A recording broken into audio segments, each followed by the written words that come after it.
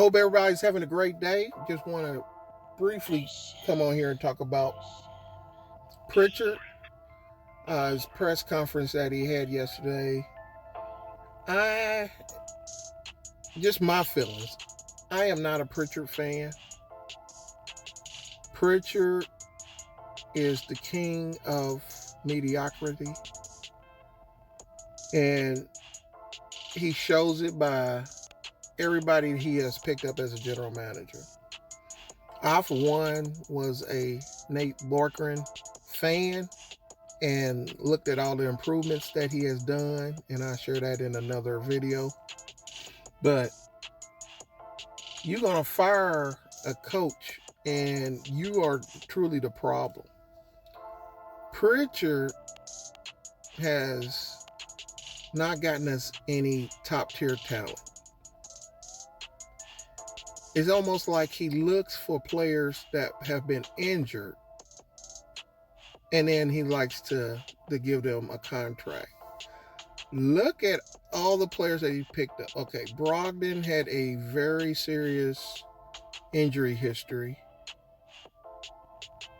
and he traded for him and got him for draft picks, and then he paid him, $21 million a year. Then you look at TJ Warren, had a history of injuries. Got him cheap, but he still picked him up. Then you look at Lamb, mid-tier, not anything special. And he only, if it's not an injury that he looks at, it's, can this B player become a B plus player? He never goes for an all-star that we can build around. If you look at our starting lineup is almost resemblant to us in the 90s in a way. Instead of the Davis boys, we got Sabonis and Turner. And they're nothing like the Davis boys, but they're two tall guys. And instead of them practicing defense, Turner block shots. Sabonis has an offensive game, has really no defense. But you can say they're kind of in a similar mindset where they're two tall guys. Then you look at our small forward, and I guess that would be TJ Warren. TJ Warren's a scorer where Derek McKee, he was more defense. But still kind of same body set, same kind of player, but just on different spectrums. One was defense, one was offense. And then you can add in when we had Depot or LeVert, he was our Reggie Miller type player. And then, instead of having Mark Jackson, you got Brogdon. And they really pretty much are similar in a way. Mark was more of an assist guy, and you got Brogdon, who is a three-point scorer. He does do assists, but I don't even know if he enjoys even playing point guard. I think he'll make a better shooting guard than a point guard. So if you just look at our team, they all got one good trait in basketball. They're not all-around players. It's not like Miles Turner. He scores 17 points a game. He gets 12, 14 rebounds. He do 5 block shots. No, he gets to do one thing really well, and his other numbers suffer because he can only do one thing at once, I guess. If you look at Sabonis, yeah, he can score low post. He got a nice little move. He can pass a little bit, but he doesn't play defense. He's slower than a lot of players in the NBA. If you ask me, he would be the third best player on a lot of these teams that are still left in the playoffs. They wouldn't be like, oh man, we got Sabonis. Oh man, we're going to win a title. Sabonis is not that guy. And if this team, if we don't get any players this offseason and Sabonis is still our best player on the court, then we're screwed. We don't have to worry about playoffs or winning in the playoffs. We won't even make it to the playoffs. If our best player is Sabonis at the beginning of the season, then it's a wrap already. Teams found out how to play Sabonis. But then you look at Brogdon. I mean, Brogdon is pretty much close to an all-around player that we got, but he really is just specialized in 3 points, a couple assists. He's not very big on assists. It's not like you watching Chris Paul out there dishing and dishing and dishing. Yeah, he can play a little point, but that's not his true position, I don't think. I want a real point guard that can dish and score to keep, when they start homing in on him dishing out assists, then he goes in and scores. That's what you got to do to be successful in the NBA. You just can't have players that it just specializes one-dimensional. You got to have all-around players. I mean, look at T.J. McConnell. Teams start backing off McConnell because they know he's going for the assist. He don't want to shoot the ball. So they start making him shoot the ball. Now, what did Nate Bjorkgren do? He made him a nice little way to shoot crib shots or, 6-feeters or 9-foot shots. And he got good at it. Then teams were like, wow, he added something to his repertoire. Look at McDermott. Everybody know McDermott going to run around and hit a 3-pointer. At least for the first 3 to 4 shots, he could do that and make it. Then I guess he might get tired. It was the I can't really say his name, but Bjornsson, who actually must have told him, hey, you don't have to always just shoot threes. You can go in there and slash because they already expecting you to shoot the 3. And then he came in and started being more of a slasher. Still was one-dimensional, but he added something to his repertoire. So, I mean, you could go on and on. What Pacer player has an all-around game? Maybe you can answer that in my comment section. Because we don't have one. I mean, we got LeVert. He's great on offense, but he lacks on defense. And I don't know if that was a coaching problem or that's just how he always been. But you can't win. You definitely can't win a championship with one-dimensional players because it's too easy to figure them out. Stay off him because he's not going to even go for the basket. I mean, if you even watch a lot of McConnell's at the beginning of the season, they was daring him to shoot the 3. They would leave him wide open and go double other people. As soon as he get the ball and he's at the 3-point line, he ain't going to shoot. He's going to try to dish it. You could do that. If I could see that on TV, do you think that word gets around the league about certain players? And our whole team can be, if I was another team fan, I could tell that team how to defend the Pacers. Oh, yeah, chase McConnell around 3 or 4 times. He's going to shoot 3s. Just switch, make sure he can't shoot a 3. Then after he shot about 3 or 4 times, he's going to get tired, and then he's going to miss anyway. You can stay off of him a little bit. He's not going to hit those 3s anymore.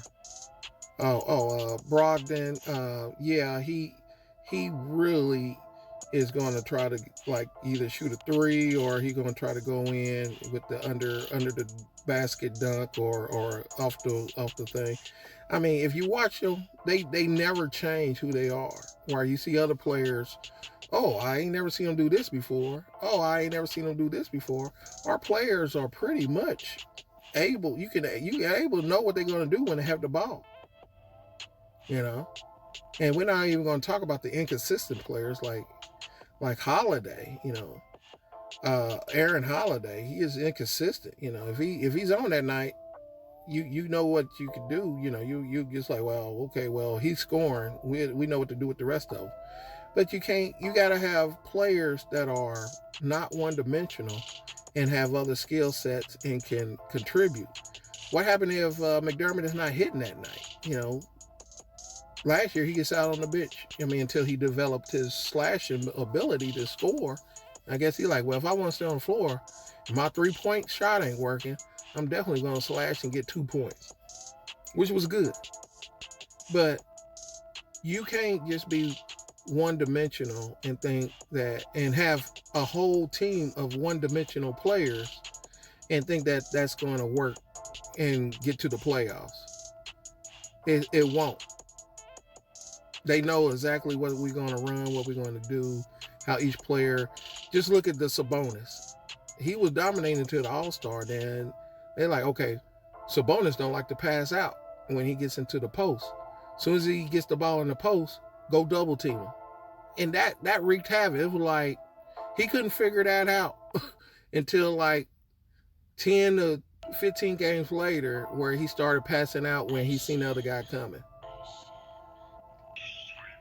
Why? Because coaching, he's just not that smart.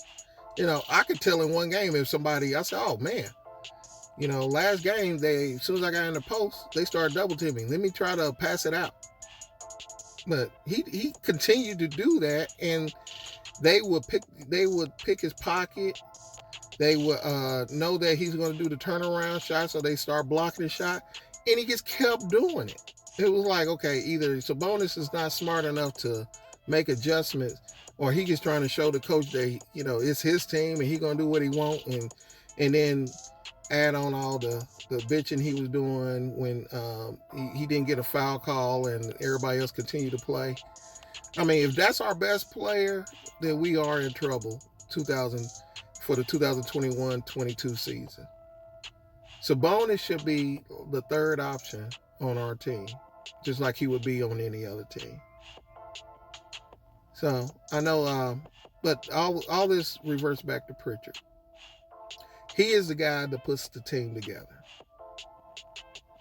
He is the one that he's not coaching the team, but you got to give the coach something to work with. When you're working with one-dimensional players, you're not gonna be the best coach you could be. They were playing Ole defense the entire season.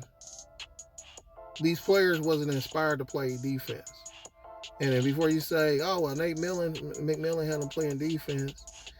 Yeah, he had them playing defense, but they wasn't scoring.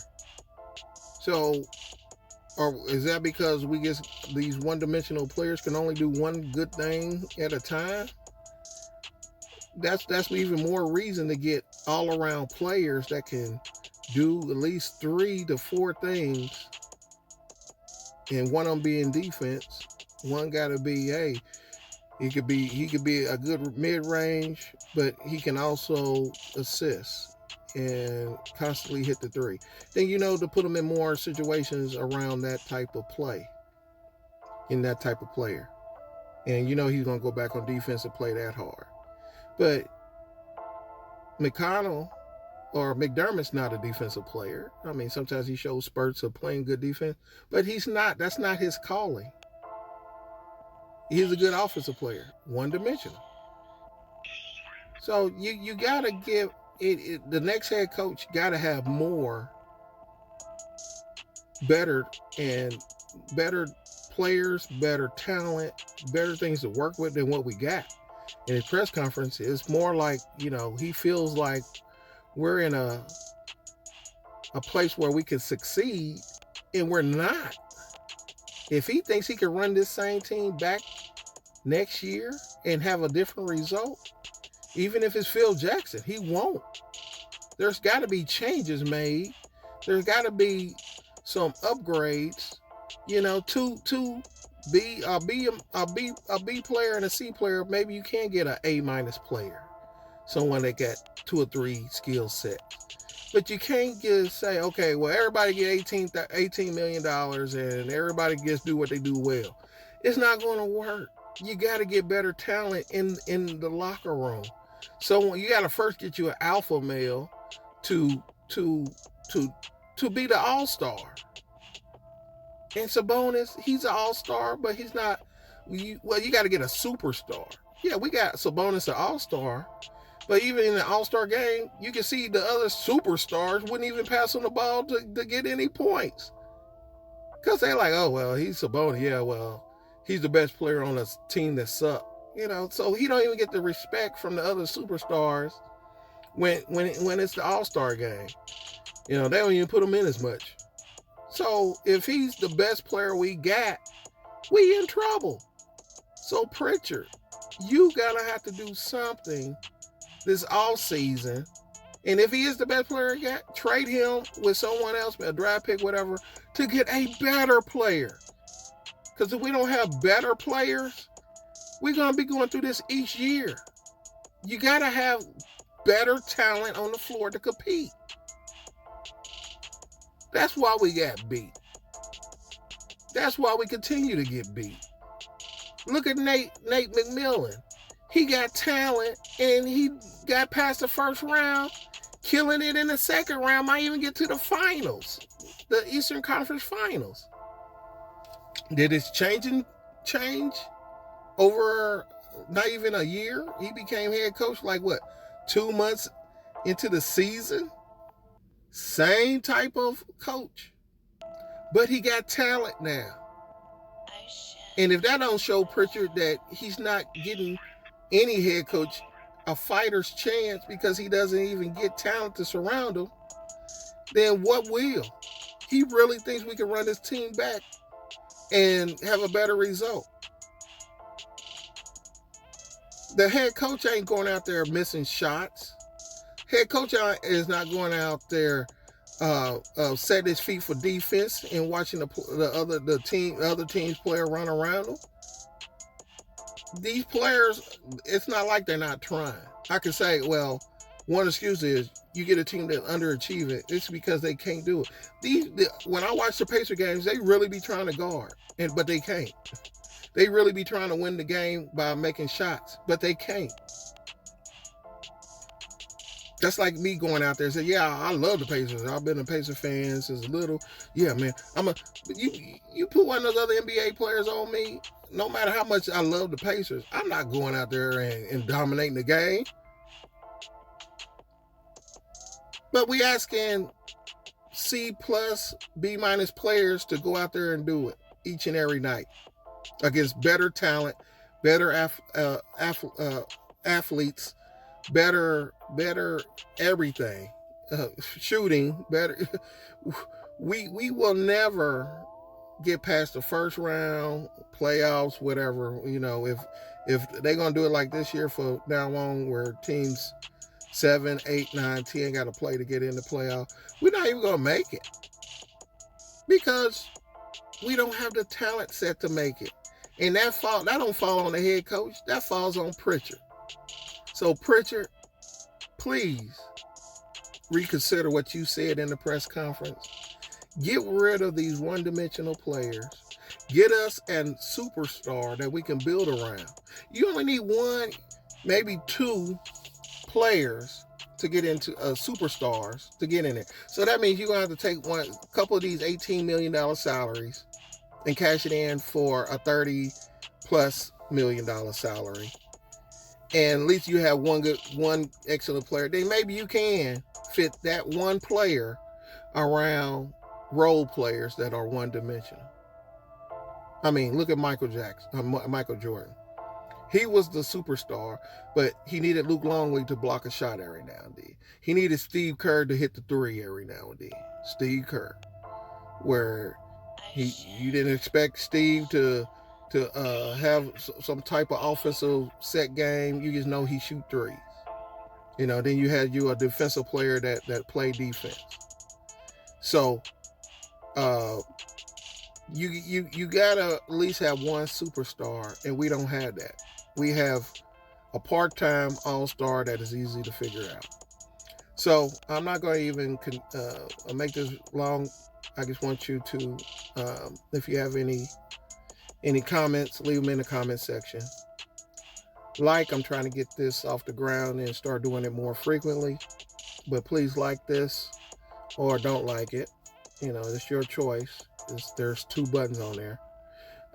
Subscribe so you can hear more. If you do, I don't think like everybody else. So I like thinking different than a lot of Pacer fans. It makes good conversation. So if you feel the same way, subscribe. And until next time, you have a great day.